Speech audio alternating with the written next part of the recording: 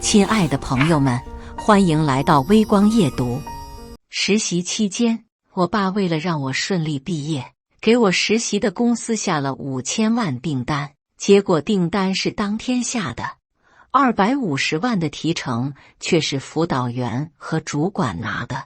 我去质问，主管说：“你实习就老老实实实习，不要动什么歪心思。你以为真就凭你那2把刷子能签下这5000万的单子？”辅导员说：“学校想方设法为你们提供实习的平台，你们不感恩学校，不感恩公司，反而极度任性自私，污蔑造谣，拒不服从学校和公司安排，现在无法给你开具实习证明了，毕业证别想了。”望着沆瀣一气的辅导员和老师，当着他们的面，我让我爸把5000万订单撤了，转头给了对手家公司。接下来开始我们本期故事，记得点击订阅并开启小铃铛。大4实习，学校不允许自主实习，统一强制集中实习，2个班被分到了5个公司。说好听点，我们专业是市场营销，实际上就是哪里需要哪里搬的万金油。我们和隔壁宿舍一起分来了这个公司，他们去了客服岗，我们去了销售。公司环境中规中矩，倒是包吃包住。来对接的主管单独把我们喊去办公室。这次实习是校企合作，实习期没有工资。销售要求岗前培训7天，培训费每人8000，等到开始实习的时候全额退还。他甩手拿出来几份协议，推在我们面前，要我们立刻马上就签。舍友嘿嘿问：“实习期没有工资，可是我听他们说客服岗1个月还有1000多块。”他冷哼一声：“那是客服岗。客服和销售能相提并论吗？没有工资，但你只要签了单子就能拿50%的提成。你现在还觉得底薪重要吗？签1万的单子就能拿5000的提成。乍一听好像是天上掉馅饼的好事，可拿脚趾头想着要是什么轻易就能做到的事情，他还用坐在这里当什么主管？早就月入几百万飞黄腾达了。见我们几个人脸上的防备不降反增，更是对面前的合同无动于衷。他有些恼了，敲着桌子开始指点江山：“我们公司可是正儿八经的大企业，和你们学校是长期合作，不是我小瞧你们。像你们这种末流2本，平时连踏进公司门槛的机会都不会有。你们信不过公司，那学校能害了你们吗？”他摇摇头，一脸无语，笑着说：“要么说是没经历过社会的年轻人，心眼总是用在不该用的时候，别人来帮你，你觉得别人在害你，真到了被人害的时候，反而舔着脸主动凑上去。先不说有没有工资的事，岗前培训要交8000块。这可不是一笔小数目，大家都是生活费没多少的苦逼大学生，平时省吃俭用，抠抠搜搜，8000块，这不是要了我们的命吗？我问他，岗前培训的费用是强制交吗？他抬起头打量我，脸上不悦：“你不参加培训怎么上岗？8000块是保证金。只要你们按时上课，按时完成培训老师布置的作业，这笔钱到时候都会还给你们的。”他翻出合同，找到最后的条款，指给我们看。合同上写得清清楚楚，全额退还保证金。他好赖话说了不少，最后给我们喂了一张大饼：培训是公司内部机密，但凡参加过培训的，业绩就没有差的，只要参加培训，公司就会无偿分享内部的客户名单，单价不会少于1万。你们负责去见个面、吃个饭、走个过场，签的单子就能算在你们名下。舍友大头说：“8000太多了，我这一下子也拿不出这么多钱。主管马上就看穿了大头的窘迫，思索了一会又开口道：这样吧，我可以给你们申请分期，为了不耽误你们的进度，你们有多少拿多少，拿个300、500、3000、2000的，先去上课，剩下的钱等你们实习的时候再给公司。大头犹豫了一下，看向我，300倒是。他催促着我们签合同。我刚拿起来想翻看2眼，他就一把抢了回去，说没什么好看的，出来找工作，先交钱的一定是坑，现在连合同都不让细看。他心里打的什么算盘已经呼之欲出。我一把拽回大头，说我们都是大学生，身上没钱，还要再和父母商量，合同就先不签了。如果销售岗一定要岗前培训的话，那就把我们安排去客服岗吧。主管这回换了副面孔，没了刚刚故作关怀的急切，现在是明目张胆的威胁。你说换岗就换岗，学校安排你们来这实习，你们就得听公司安排，你不配合公司工作，公司是没法给你开实习证明的。我记得你们学校这是管得挺严的，没实习证明好像没法毕业，对吧？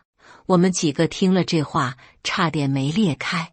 他倒是没敢把我们逼得太紧，给了我们一晚上的时候考虑，第二天这个时候再给他答复。从他办公室出来的时候，正巧撞上了销售部的业绩第一，一个戴眼镜瞧着挺年轻的男人，想不记得他的脸都不行。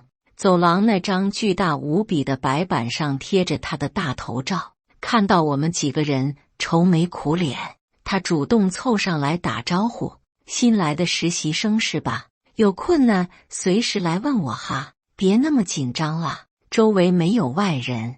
我拉过他走到拐角，打听起了岗前培训的事情。我故作为难：王哥，咱们公司销售岗的培训是必须上吗？不是信不过公司，只是我们都是学生，这钱……他大概是没料到我会问这事，环顾四周小声说：能别上就别上了。他没把话说得太清楚，言外之意很明显。他拍了拍我的肩，拿着文件找主管去了。我心里更加笃定，马上在班群联系辅导员。辅导员导员，公司要求实习前必须岗前培训，要收取8000块的保证金，不参加岗前培训的话，公司说不能开实习证明。您知道这个情况吗？一条消息发出了很久，辅导员都没动静，倒是炸出了几个在其他公司实习的同学。我们也是，公司也要岗前培训，培训费是5000，说毕业后可以直接来入职。辅导员导员，学校没说集中实习要收费啊？我在网上搜了一下，学校安排的这几个公司全都是避雷的，咋办？我们宿舍几个已经签了合同，交了500块钱了。他说是可以先分期，到时候从工资里扣，不会被骗了吧？有同学转发了几条避雷帖子发在班群，还有论坛里学长学姐之前实习的经历。我们宿舍挤在一起翻看，这几个公司基本上都是一个套路，先夸得天花乱坠，疯狂喂饼，半哄半威胁的骗你签了合同。培训确实是上课，但培训结束后，他们会以没有按时上课、没有按时交作业为由，扣下保证金。可合同签的白纸黑字，不仅他们不会把钱退回来，如果是分期的话，还会要求你补齐剩下的钱。而所谓的内部机密名单也是假的，里面的客户都是他们老油条啃了几百年都没啃下来的硬骨头，换了我们没经验的实习生，想签下单子比登天还难。实习期一结束，他们就会以各种理由辞退你，他们的坑蒙拐骗都写在脸上了。我不信学校会对此毫不知情。嘿嘿，怒火中烧，这不就等于我们花几千块买了一张没有屁用的实习证明吗？大头有种劫后余生的庆幸，幸好孟瑶拉着我没签，差点就被骗了。群里热火朝天，大家都在抱怨，艾特辅导员的人越来越多，他也没法装看不见了。辅导员全体成员再次强调，此次校外实习是学校安排，实习期间不得违反公司各项规章制度，否则无法开具实习证明，将影响正常毕业，包括毕业答辩、毕业证的发放，后果自负，望周知。他这话说了和没说有什么区别？简直是点中点的废话文学。什么意思？学校这是不管我们了，所以学校死活不允许我们自主实习，是为了给这几个公司送钱呗，把我们往火坑里推，合着学校和公司一起从我们身上捞油水。没听说过这么坑学生的，我就不信2个班40多个人全都不去实习，学校还能真的不给我们发毕业证？有事不能好好说吗？你们讲话怎么这么冲？老师是长辈，你们平时对长辈也是这样讲话的吗？齐刷刷的控诉中突然冒出一条不合时宜的声音。这位站着说话不腰疼的同志是我们班的学委赵华雷，他们一个宿舍都分去了客服岗，不仅没有岗前培训，更可笑的是居然还有工资可以拿。我心底一沉，2个班40多个人，怎么只有他们宿舍能正常实习？说来也巧，赵华雷他们宿舍一屋子4个人都是干部、学委、团支书、生活委员和之前青治部的部长。官大一级压死人在大学里体现得淋漓尽致，戴着乌纱帽的和我们这群小喽啰就是不太一样。大一的时候要评奖学金，大头社团活动参加的少，但是考试成绩高，综测正好卡在了2个班的第9名。按理来说系部10个名额，怎么着大头都能评个小奖，结果赵华雷硬是拿着综测表东加1分，西改1条，明目张胆地把大头挤了下去，拉了自己宿舍其他几个人上来。学委和团支书有时候掌握的话语权比班长还高，辅导员和系部的领导都向着他们。我们再有怨气不满也只能憋着。眼下赵华雷在班群里帮辅导员说话，我察觉到有诈，马上就扣起了键盘。赵华雷，你们一个宿舍都分去了客服岗，不仅没有所谓的岗前培训，还有工资可以拿，怎么就你们宿舍的运气就这么好啊？我分享下经验呗。学委，赵华雷马上就不吭气了。班群里其他人一听，立刻就炸开了锅。不是，我们都是销售岗，怎么你们去客服岗？辅导员老师，你给班干部开后门，怎么把我这个文艺委员忘记了？大清已经亡了，怎么还把自己当奴才呢？班干部还有这特权呢？我这个班长咋没听说过啊？当了4年班长，任劳任怨，一次评优选先没拿过，一次奖学金也没评上过，班费不够还让我自己垫，把我当驴使呢。我们班的班长气炸了，原地把群聊退了。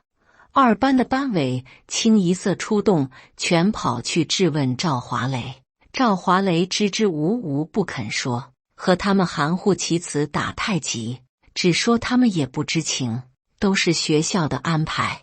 我们辅导员对赵华雷可是情有独钟，要只说是巧合，鬼才会信。赵华雷在班群里装死，却专门找上我们宿舍和我对峙。我们在同一家公司实习，公司包吃包住，他们宿舍就在我们隔壁。他憋着张脸开口就是一句：“我也没惹你吧？你什么意思？”大头黑黑和老王一见他就没什么好脸色，几个人七嘴八舌的嚷嚷起来：“实话实话而已，我们又怎么着您了？惹学委这么不高兴呢？屁股出气也就图一乐，真放屁还得看您。自己走了后门还不缩起来，倒是主动跳出来阴阳上我们了。你那么尊老爱幼，怎么不把2个班的培训费都掏了？”赵华雷的脸一阵白一阵红，咬着牙梗着脖子挤不出半个字。我说：“大家4年同学，你们宿舍之前都干了点啥事？不用我们翻旧账吧？”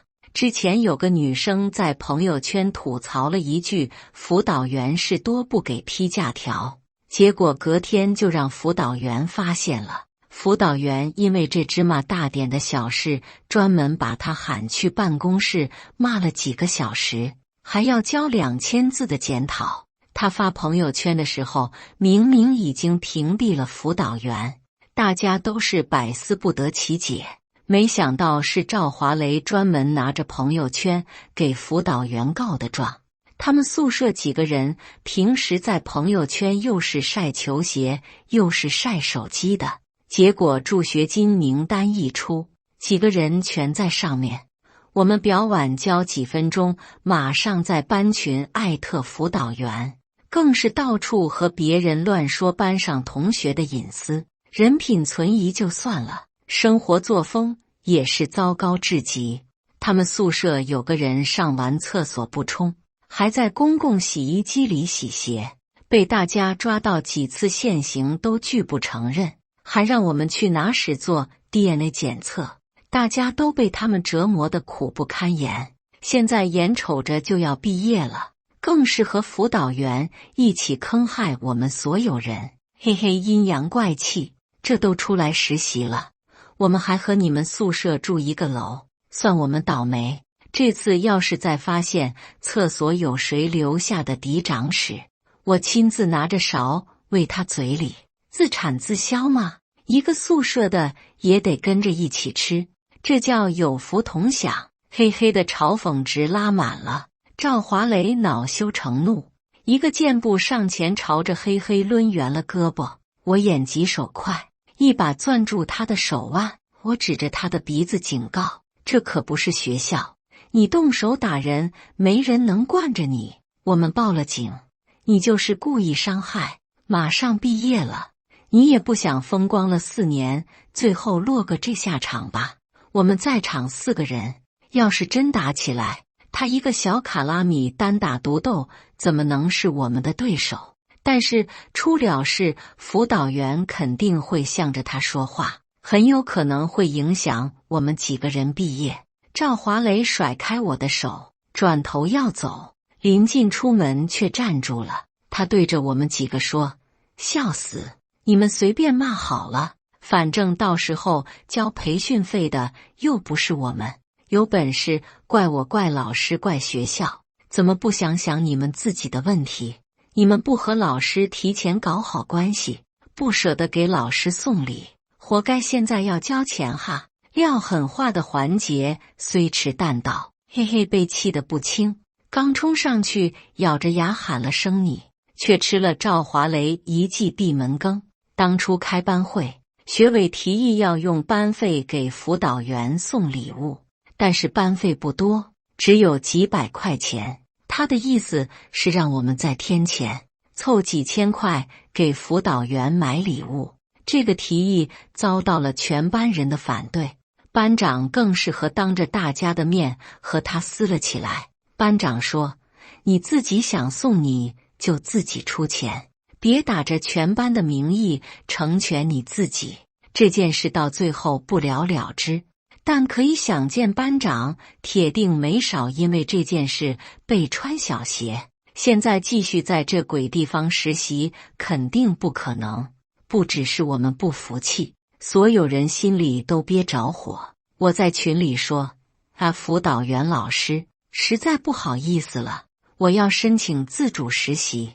我爸开公司，我直接能找我爸把我们宿舍的实习证明都盖了。我一开口，一群人也纷纷开始跟队形，大家齐刷刷都在说要自主实习，可辅导员却只挑着我一个人回复。他说：“现在转不了自主实习，你是不是没理解？之前给你们1个多月时间联系自主实习，你不弄，你擅自离岗会带来严重后果，你自行承担，你想怎么样就怎么样，任性的后果你自己想想能否承担？你是集体实习，擅自离岗，没有实习分数，不是你之后开个实习证明就行。”我差点没被他气笑了。我们之前申请自主实习，不管什么理由，什么公司全部被他驳回。我爸开的是正儿八经的公司，他却说我找的这个企业在村里，他不信，就连自主创业也不允许，更别提什么考研考公的理由。明明是他自己不通过，现在又反咬一口说别人没申请。我说，学校明知道公司收取高价培训费，还拿实习证明威胁学生，既然实习项目是校企合作，那我是不是就可以认为学校也能从这笔培训费中获利？他没有直接回答我，而是发了一张实习安排表。他说，实习名单是按照学号顺序发给各大实习公司的，关于岗位分配，学校无权干预。我刚刚联系了智信公司的负责人，他们说已经明确知会各位，客服岗名额有限，只能安排学号靠前的几位同学。客服岗和销售岗工作性质不同，薪资待遇也自然不同。别人现在和他说培训费，他又开始说岗位分配，他永远都不会正视学生的问题，含糊其辞。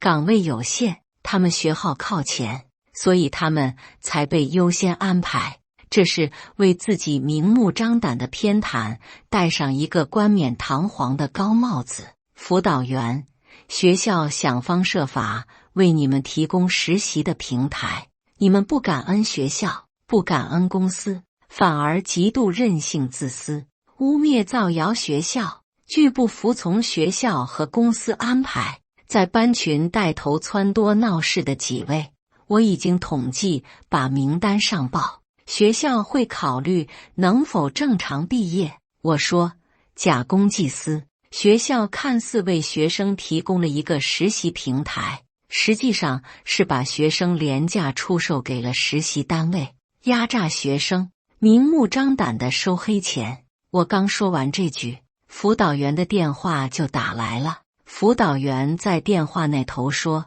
假公济私，你现在告诉我假公济私是什么意思？他的声音是难掩的怒气。我对答如流，只假借公家的名义来谋取私人的利益。他说，培训费是学校和你要的吗？张口闭口就是学校怎么你没有证据，血口喷人和菜市场的泼妇有什么区别？我告诉你，你污蔑学校，给学校的声誉带来了很严重的不良影响。刚刚院里开会，考虑给你记大过，并且会起诉你。他平时狐假虎威惯了，没少拿什么记过处分威胁过我们，其实嘴里压根没一句实话。我沉默的空档倒让他以为我害怕了。他继续咄咄逼人，整个班集体现在因为你一个人遭了殃，因为你领导把全班人都骂了一顿。你有没有良心？你对得起教了你4年书的老师吗？对得起和你朝夕相处4年的同学吗？对得起辛辛苦苦把你送来念书的父母吗？你立刻写5000字检讨发在班群，好好反省，告诉全班你错了，否则记过起诉的时候，别怪我没有通知你。他又是威胁，又是道德绑架，逼我认错，要我在班群里道歉，就是杀鸡儆猴。可我根本不吃他这一套。我笑了，您一句话就要给我记过起诉的，怎么系部和院里没有通知？你也懒得和我多费口舌吧？我直接去问问校长看是不是要处分我。我反手就挂了电话。班长带头召集全班联名上书给院长发了封邮件，把事情的前因后果讲得清楚。如果学校继续默许，我们会直接向教育厅举报。院长刚回复已知晓，严查。辅导员就在群里说话了。辅导员所有人，鉴于大家对此次实习的建议，学校和各公司强烈争取，为大家取消了所有的培训费用。再次强调，实习期间严格遵守公司各项规章制度，服从公司安排。我为了你们实习四处奔走，要毕业了，事情很多，希望大家积极配合，不要让我发火。我生气会伤肝，更会伤害到你们的毕业证、档案以及思想品德鉴定等一切东西。我们所有人都没想到辅导员会松口得如此痛快，我也更加坚定了心里的猜想，这所谓的培训费或许学校并不知情，起码院里是不允许的，而从中抽取的回扣大概也只会落在辅导员和系部的口袋。公司的主管也在实习群里发了通知，实习期没有工资，客服岗和销售岗一视同仁，都按业绩给提成，现按岗位分配具体工作。实习期42天内未达标，不开具实习证明。客服岗每人接听电话量指标800个，销售岗每人签单成交额3万以上，业绩达标按5%拿提成。我差点没笑出声。现在客服岗和销售岗一样没了底薪，还要找800个人给公司打电话，公司的电话都是座机，谁知道找来的人能不能正好分到自己的线？嘿嘿，在那幸灾乐祸，一个劲的在没有辅导员的小班群里艾特赵华雷，还说愿意把自己的7大姑8大姨借给他们。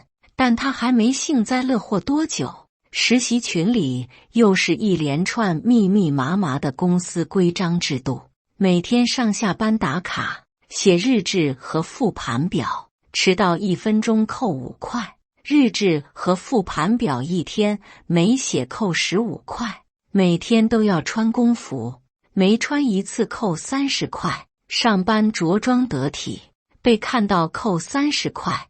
每天在抖音和朋友圈发和公司有关的正向内容，越多越好，没发一次扣500块，休息日也要发。上班不允许吃任何食物、零食，包括喝的，看到就扣200块。每天检查工位卫生，每天开早会点名喊口号，简直是打着灯笼都找不到这么奇葩的公司。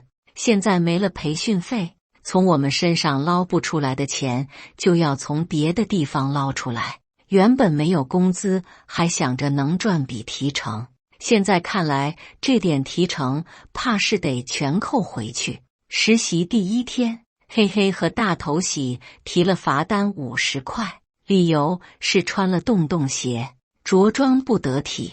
接着老王和我也喜提了罚单，理由是开早会喊口号的声音不够洪亮。实习第2天，我们4个人再度喜提罚单，这回是理由是工服不干净，鞋太脏，开早会口号喊错，在点名的第一时间没有主动举手，前一天写的日志和复盘表不符合公司规定，2天1毛没挣到，几百块打了水漂。嘿嘿，还以为赵华雷他们能逃过一劫，没想到他们因为上厕所时间超过10分钟扣了50块钱。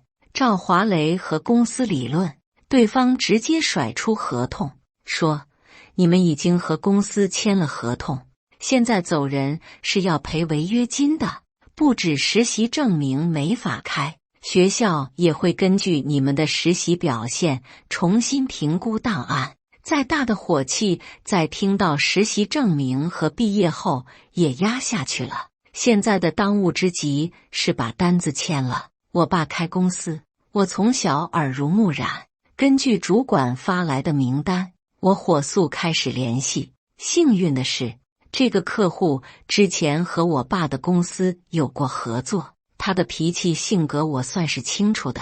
这个客户有点迷信，神神叨叨，每天出门都要看黄历，甚至还会考虑对方的穿衣打扮，看合不合自己的八字。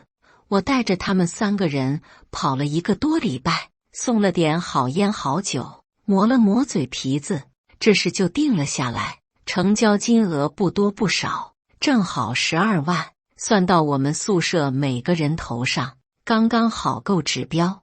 我们每个人到手还有1500的提成。签单子当天是我一个人去的，客户把我单独留下应酬吃饭，我也不好推脱。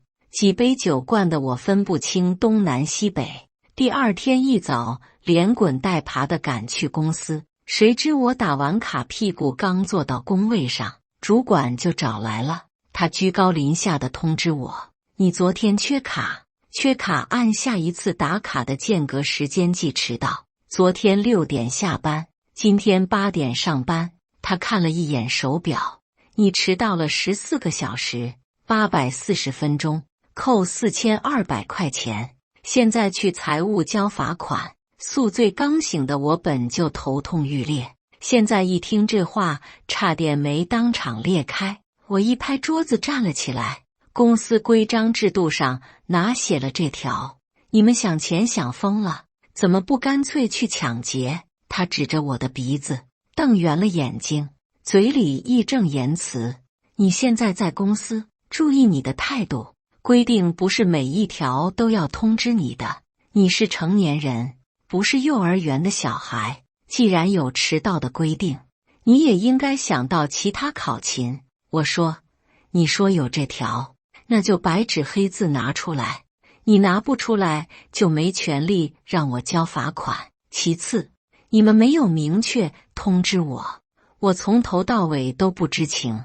第三，法律允许迟到行为扣除部分考勤工资，超出日薪的罚款额度是不合法的。公司没有底薪，不止这4000块钱我不用交，之前的罚款你们应该全部退还给我。他要不这样得寸进尺，之前的罚款小打小闹也就忍了，但是没想到他们变本加厉，今天直接拿根本不存在的制度张口闭口要罚我4000块。他一噎，脸上一阵白一阵红，最后变成如同锅底般结结实实的黑。你不用跟我扯那些有的没的，公司怎么规定你就得怎么做。你既然来实习，就必须严格遵守公司的各项条例，犯了错就要认。我哪来的错？我当机立断，从抽屉里翻出昨天签好的单子，甩在了他脸上。昨天我缺卡是因为签合同，我们拿下了一个意向客户，成交额12万，所以来不及和公司报备说明。他笑出了声，满脸戏谑。别说我小瞧你，名单上的客户销冠跑了1个月都没搞定，你说你一个大学没毕业的学生签了，你吹牛逼也得考虑考虑实际情况吧？大白天的倒做起白日梦了。他笑我也笑，我一字一句地说：你现在是要我交罚单，还是要我去和客户取消合作？他愣了一下，半信半疑拿起合同检查，他越看脸越沉。签了单子对于公司来说是有利无害赚钱的好事，可他却一言不发，脸色难看。我能想到他的想法，签了单子就意味着公司要给我们提成，哪怕提成只有100、200，公司也心不甘情不愿。就算公司心甘情愿，可对于我们主管来说可是一记重锤。名单上都是他们啃了几个月没啃下来的硬骨头，现在被我这个来了没几天的实习生轻轻松松搞定了。他这个主管面子上怎么能过得去？他清清楚楚看见合同上盖着的章，还能嘴硬反驳我：“你不会造假吧？”我嗤之以鼻，造假章是违法的，我可没你那个胆子。他一心全在合同上，没搭我的茬。他收走了合同，说会交给法务部。我追问他提成，他说等法务部商定之后再让财务审计。拖呗，能拖10天半个月，还能拖上一辈子。我说实习结束，我要是没拿到属于我的报酬，我会直接申请劳动仲裁哈。这事可不能就这么算了。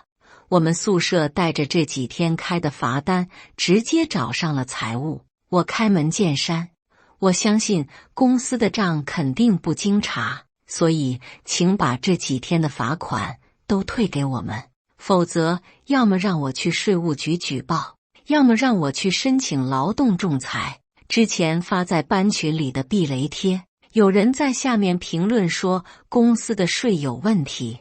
虽然没拿出什么实质性的证据，但是这人逻辑清楚，说的煞有其事。我不相信只是空穴来风。我和那个戴眼镜的销冠王打听过，他们老员工的考勤制度根本没这么离谱，都是正常上下班打卡，缺卡不卡，请假审批。结果到了我们几个实习生身上，这规章制度就平白无故多了几十条，简直毫无人性。财务有些犹豫，我又说，主管应该拿着我和客户刚签的单子去法务了，相信很快就会报来财务。要么我现在去和客户赔礼道歉。我说公司变了主意，不打算和他谈合作了。财务的脸一下子就黑了，逼着我们给老板打了个电话。之前的罚款就原数返还给了我们，一笔勾销。我拿钱要走时，财务还按着钱不撒手，对着我话里有话。我说你一个年轻人，别太嚣张了，在你们主管面前横也就算了，现在还跑来财务撒野，别以为签了单子就牛逼上了。销冠还得对我让上3分，实习这不是刚开始，以后有你的好日子。我笑了，这莫名其妙多出来几十条针对我们的规章制度，罚款应该都落到你和主管的口袋里了吧？拿张白纸写上几个字就说是罚单，你到底是把我们当啥也不懂的年轻人，还是傻逼？我们再怎么是实习生，都不能被别人这样欺负。我们宿舍几个人的指标都已经完成，合同真正落实下来至少还要1个月。主管和财务要是再敢提罚款，我马上就能和客户联系。这几天我们正常上下班打卡，每天吃吃喝喝，也不用出去风吹日晒的跑业务，我们这闲得要命。赵华雷他们几个焦头烂额，每天为了接听电话的指标差点没把脑袋抓破。他去找了辅导员，也找了主管，全家的7大姑8大姨都找了一圈。眼看着1个月就要过去，指标还没完成一半，他实在走投无路，转头找上了我。他带了2条烟几瓶可乐敲上我们宿舍的门，他拐弯抹角的和我们服软，之前的事情是我做的不对，大家都是同学，麻烦你们能帮帮忙吗？我们找亲戚找人，打进来的电话基本上都接去了别的客服的线，辛苦一天，到最后我们一天能接5个电话都是奇迹了。他们查得严，网上买水军机器人根本不行，他们还会查通话记录和录音。没等他话说完，嘿嘿从床上一跃而起，不是，凭什么？你当时怎么在班群里站着说话不腰疼的？你现在知道说这个了？你和辅导员关系这么好，你怎么不去求他啊？嘿嘿阴阳怪气，你可是辅导员跟前的大红人，他怎么忍心你开不出来实习证明，没法顺利毕业呢？赵华雷憋红了脸，我这是真的走投无路了。我把2个班的人都联系了一遍，结果没人愿意搭理我们。我给你们认错了行吗？要是真的没法毕业，大学4年不就白念了吗？我辛辛苦苦当了4年班干部，还有个屁用？他彻底豁了出去，拍着胸脯连连作保，算我花钱买行吗？一个人头算1块钱，这样你们也不算白帮了我们。你们这几天的饭，我们宿舍也全包了。他强撑着笑，用眼神把我们4个人轮流哀求了一遍。连一向好脾气到有些缺心眼的大头，此时都没给他发声。2个班的人都不愿意帮，那我们宿舍凭什么帮？赵华雷灰溜溜的进来，灰溜溜的出去，东西怎么拎进来的，就怎么原样提出去。他平时看着机灵，一肚子坏水，这时候倒是脑残的不得了。因为一张实习证明，学校怎么敢不给你发毕业证？毕业时间一到，学校巴不得把你送出去。上一届有几个学姐学长因为志愿活动分没修够，学校一开始说的恐怖，没修够一律不准毕业。结果到了快毕业的时候，去系部帮忙摆个桌椅板凳都能加20分，拿不上毕业证。学校比我们更着急。没想到的是，公司给我们发提成时倒是格外痛快，合同真正落实下去，财务就爽快的在发薪日给我们打了钱。可黑黑大头和老王都收到了钱，唯独我没有。我去找主管问，得到的答复居然是没达到指标。他说，公司和你们学校核实，学校有意要评你当优秀毕业生，所以针对你的指标有变化，你的成交额至少要到5000万，否则无法给你开实习证明。5000万，我听到这个数差点没气疯了。销冠1个月成交额都只有10几万，现在他一开口就是让我签5000万。先不说离实习结束就只剩下1个礼拜了，就算是给我1个月，我每天不吃不喝出去跑也签不下这么多。他很满意，我脸上恼火中又带着惊恐的表情，一边喝茶一边慢吞吞地说，在你这个年纪，我都已经在社会上打拼了5、6年了，我吃过的盐比你走过的路都多。我这是以过来人的身份提点你，这是公司为了你以后的发展，更是学校磨练你给你的机会，这叫玉不琢不成器。我气急反笑，指着他的鼻子破口大骂，你要是能在公司里找到7天能签100万的，我马上就认。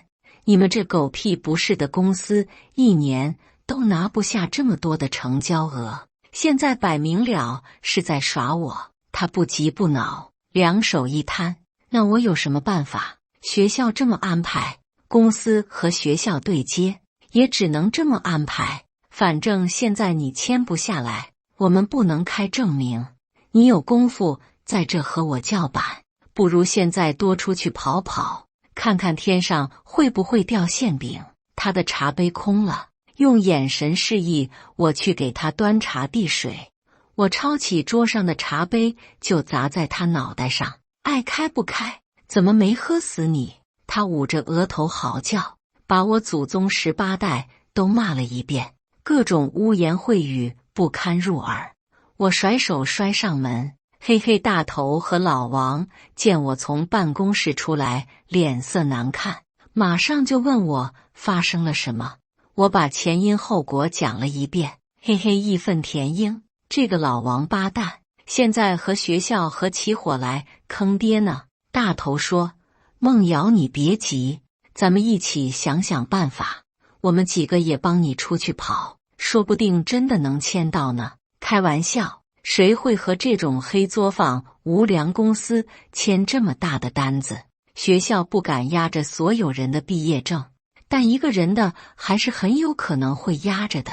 虽然不会这辈子不让我毕业，但到时候论文答辩和档案，他们就能随心所欲地指手画脚了。我抓耳挠腮，恨不得把辅导员和主管扒皮抽筋。我无计可施，可又不甘心这样被他们戏耍。嘿嘿，大头和老王抱着残存的希望，每天风吹日晒，东奔西走，想给我谈合同。唾沫费了不少，心思也用了很多，但人家一听公司大名，马上就翻脸不干，可想而知他们公司的名声该有多臭。眼看着实习就要结束，我直接找上了我爸。我爸为了让我顺利毕业，给我实习的公司下了5000万订单，结果订单是当天下的，可本该属于我的250万提成却是辅导员和主管拿的。合同是我和主管一起去我爸公司签的，他亲眼看着我爸签上了自己的大名，还盖上了公司的章，顿时嘴巴差点没咧到后脑勺。他对着我爸满脸堆笑，恭恭敬敬地握手。孟总，合作愉快，您看第1期的款项什么时候到账？我爸看了一眼我，说道：3天之内。主管满脸的褶子都堆起来了，笑开了花。回去之后，我和主管问起我的提成，他一开始还拿250万，不是小数目。公司流水没那么大来堵我的嘴，在我的再三追问下，他干脆连演都不演了。他说：什么提成？单子是我签的，和你有什么关系？不过看在你这1个多月为了公司尽心尽力的份上，实习证明会给你开的，公司还会额外补贴你5000块钱的奖金。我的眉心突突直跳，客户是我联系的，合同是我熬了几个晚上赶的，单子怎么就是你签的了？他睁着眼睛说下话，你那就是帮我跑跑腿，给我打下手而已。你以为真就凭你那2把刷子能签下这么大的单子？你怎么不想想，公司为什么给你1个礼拜的期限，让你签这么大的单子？那还不都是我已经提前联系好了，最后给你的一点小小考验，专门考验你的心理素质和抗压能力。我在背后为了你出钱出力，你倒好，一个劲的把功劳往自己身上揽。你算个什么东西？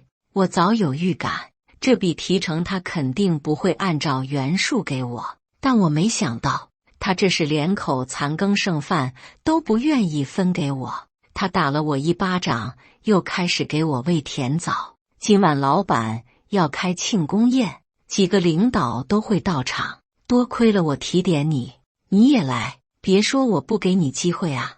你到时候在领导面前好好表现，等到你毕业后，说不定可以直接正式入职公司，到时候什么几百万、几千万都不在话下。我前脚刚出办公室，后脚就被赵华雷叫走，他把我拽进拐角，一脸气愤。你知不知道你的提成都被辅导员和主管分了？你辛辛苦苦签下的单子，1毛钱没剩，全都进了别人的口袋。他和辅导员关系走得近，之前帮辅导员跑腿，还加了她老公的微信。辅导员不能随意发朋友圈，但是她老公却可以。她老公晒了最近的账单，汇款方虽然打了码，但是那笔钱不多不少，正好是我爸要打的第1期款项提成的1半，剩下的1半则被主管吞了。他拿着这笔钱喜提新车，文案讽刺：没人会在意你努力的过程，他们只会看你最后站在什么位置。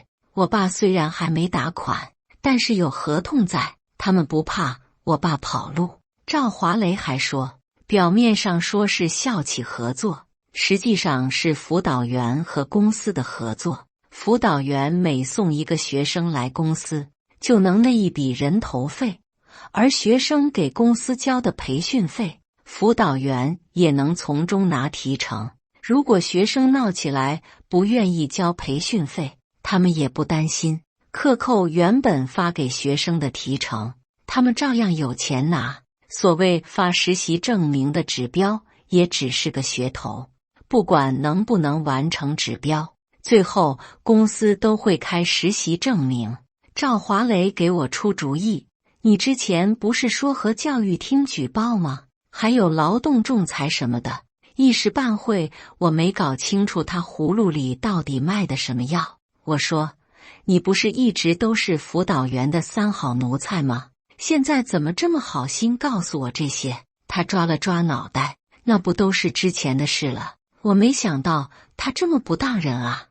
我们宿舍为了指标的事情求了他1个月，又是给他送包，又是给她老公送表的，东西送了一箩筐，他却翻脸不认人，让我们自己想办法。他还反过头来把我骂了一顿，说我能力不够。班群里大家都站出来抗议的时候，我都没把事情压下去，反倒是让他难做。辅导员算得可真好，料到大家肯定不服气那笔培训费，就想祸水东引，把矛盾往赵华雷他们身上推。不管从哪头看，他都是那个为学生着想的老师。赵华雷咬牙切齿，我不干了，我不当孙子了。主管为了讨好几个领导，自掏腰包订了一个大包间，专门办庆功宴。饭桌上，几个领导对着主管夸了又夸，主管也是厚脸皮，丝毫不觉得良心有愧，卑躬屈膝，恭恭敬敬，一口一个为公司奉献说得冠冕堂皇。他还不忘记当着众人的面刁难我，他故意只倒了3杯水，让我分给4个领导，4个都是领导，只有3杯水，无论怎么分都得得罪一个。他这哪是在给我机会，分明是斩草除根，为了不让我再进公司铺路。我腾了一下站了起来，把3杯水放在4个领导面前，然后指着主管大喊，你为什么只给我倒3杯水？主管愣住了，他没料到我会如此缺心眼，直接把矛盾转移。他白着脸刚要解释，我又对着领导们大喊一声，4只王八3杯水，想喝的王八请张嘴。主管吓傻了，疯狂地拽着我的胳膊，对着我小声地咬牙切齿，你疯了你在胡说八道什么？几个领导从震惊中回神，面面相觑，对主管的脸色都难看到了极点。我像是突然想起来什么一样，径直朝着主管的直属上司走了过去，把他面前的杯子撤走，给了另一位领导。我说，主管说，你不用喝，你一肚子坏水。领导攥紧了拳头，质问主管，这就是你带的新人？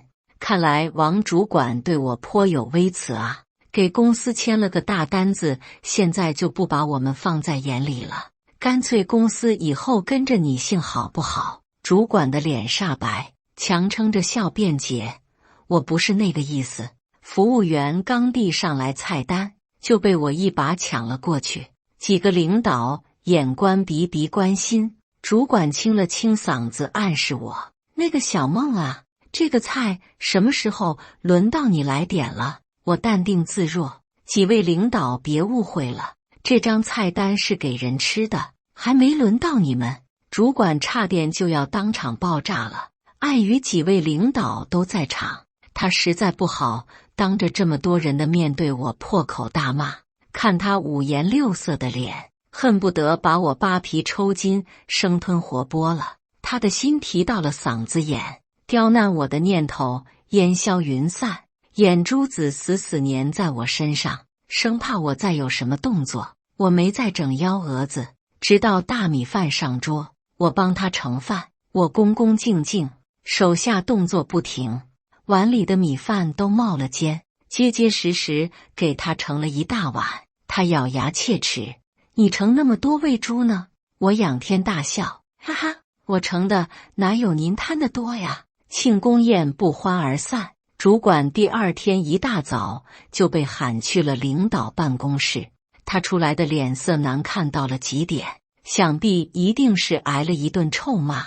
他把我喊去了办公室，把实习证明甩到了我脸上，指着我的鼻子一顿问候：“你让我太失望了，你实习期过了今天就结束了，本来想着等你毕业后让你直接来入职，现在你不用来了，公司请不起你这样的高端人才。”我从地上捡起实习证明，嬉皮笑脸：“主管您见谅，我这人实在没什么情商。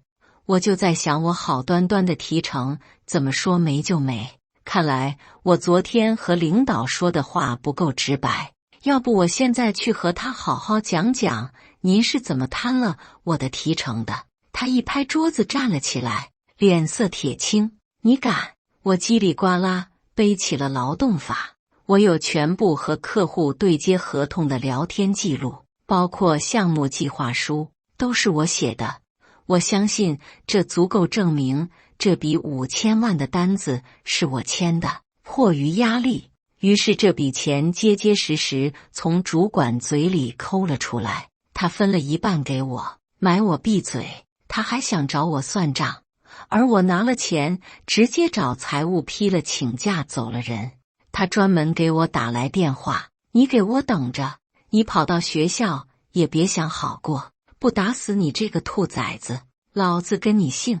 没和他废话，我直接把他送进了黑名单。结果我刚走，始料不及的事情发生了，我爸单方面违约，不认合同了。销冠王哥告诉我，一时间公司上上下下乱成了一锅粥，几个领导发了火，找主管追责。主管一开始还说合同上有违约金，起诉一定能胜诉。我爸跑得了和尚跑不了庙，可没想到大家一看合同，却越看越不对劲。合同弯弯绕绕，就是没有我爸违约的条款，所以我爸违约无责，甚至如果他们起诉，还要赔进去一大笔诉讼费，以及我爸公司的名誉损失费。主管傻了眼，当时我熬了几个通宵赶出的合同，根本没过法务部。他一听说要和我爸这样大的公司合作，又是5000万的单子，一心全扑在了钱上，根本没仔细看合同。他从头到尾都把功劳揽在了自己身上，他就是项目的直接负责人。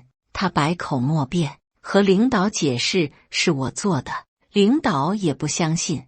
领导让他把提成吐出来，还了公司的账，这事就算两清。可他手里现在哪还有钱？转头和辅导员要，辅导员却不认账，钱都已经进了裤兜，哪还有再掏出来的道理？辅导员落井下石，咬死这钱和他没关系。主管焦头烂额，眼瞅着再拿不出钱来，公司不仅要开除他，还要因为重大过失，公司要起诉他，要求赔偿上千万。他走投无路，去了我爸的公司求情，却没想到我也在场。他愣了几秒钟，和我大小眼。他恍然大悟，反应过来自己被戏耍。之前说好了要找我算账，现在却不敢吭声。他满脸谄媚，对着我赔礼道歉，卑躬屈膝的讨好。哎呦，我怎么没想到呢？原来是一家人啊！我冷笑一声，让他有话快说，有屁快放。他嘴里磕磕巴巴，说不出个1、2、3，身体的动作倒是快得很。他扶着腿，晃晃悠悠，晃晃悠悠就朝着我跪了下去。他两手合十，对着我狗熊拜年。他说：“孟老板，之前的事是我做的不对，我和您交个老底。我前公司过河拆桥，现在说补不上这钱，就要起诉我，把这5000万全都压在我头上。您高抬贵手饶了我，再考虑考虑那5000万合同的事。”他几度哽咽，手在脸上抹来抹去，他硬生生把涌上喉咙的哭腔咽了回去，重新组织措辞。我知道5000万对于您来说就是个小数目，可我全家老小都指着我一个人吃饭，这要是让我背上这债，这不是要了我全家老小的命吗？他拍着胸脯，眼泪终于是没绷住，他声泪俱下，窝囊至极。我说，你们真的该死，利用学生对学校的信任，打着校企合作的幌子，不知道骗了多少学生，贷款1000就是5、6年，别人工作都没找到，就要给你们还钱。你现在觉得委屈，觉得要了你的命，怎么当时不觉得是要了别人的命？他有些恼了，敲着桌子开始指点江山。我们公司可是正儿八经的大企业，和你们学校是长期合作，不是我小瞧你们。像你们这种末流2本，平时连踏进公司门槛的机会都不会有。不情，我没再和他废话，把保安喊上来送他出门。他这只秋后的蚂蚱再也蹦跶不了几天了。而和他同在一条贼船上的辅导员也是，学委这4年没少帮我们辅导员收拾屁股。他连夜写了几10页的 PPT 细数我们的辅导员的罪状，然后联合2个班的同学给校长联名上书，校领导雷厉风行，马上上报教育厅调查。实习结束返校时，我们辅导员的处分也下来了。